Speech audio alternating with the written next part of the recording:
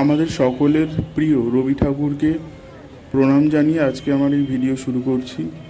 আর নন্দন চত্বরে যে রবি ঠাকুরকে শ্রদ্ধাঞ্জলি দেওয়ার উদ্দেশ্যে যে অনুষ্ঠান চলছে, যে কর্মসূচি চলছে, সেই ভিডিওটাই আপনাদের সামনে নিয়ে এসেছি।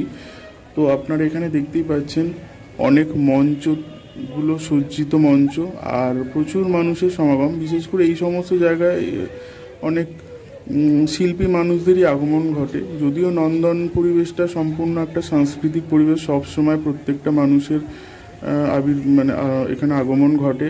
আর এখানে দেখতে পাওয়া যাচ্ছে যে রামকিঙ্কর ব্রিজের একটা সুন্দর স্থাপত্যের মধ্যে একটা অন্যতম।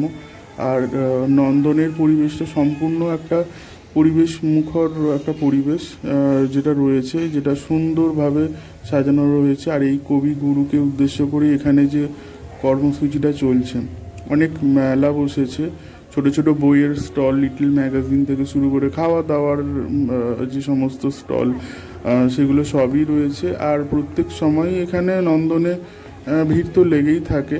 আর আজকে বিশেষ করে এই সময়ে যেহেতু এখানে একটা অনুষ্ঠান চলছে, তো সমস্ত মানুষেরা এখানে আসছেন, অনেক গুণী গুণী মানুষেরা আসছেন, এসে সময় কাটাচ্ছেন। আর সেই ভিডিওটাই আপনাদের জন্যই এনেছি। এখানে সুন্দর একটা সমস্ত মঞ্চগুলো রবি ঠাকুরকে ঘিরেই। আর সত্যি কথা বলতে কি, আমাদের বাঙালির প্রথম প্রেম কিন্তু রবীন্দ্রনাথ। তো সুতরাং রবি ঠাকুরের হাত ধরেই সমস্তটাই এখানে শেখা, মানুষ বাঙালির ভালোবাসা, ভালো লাগা, সমস্ত অনুভূতি।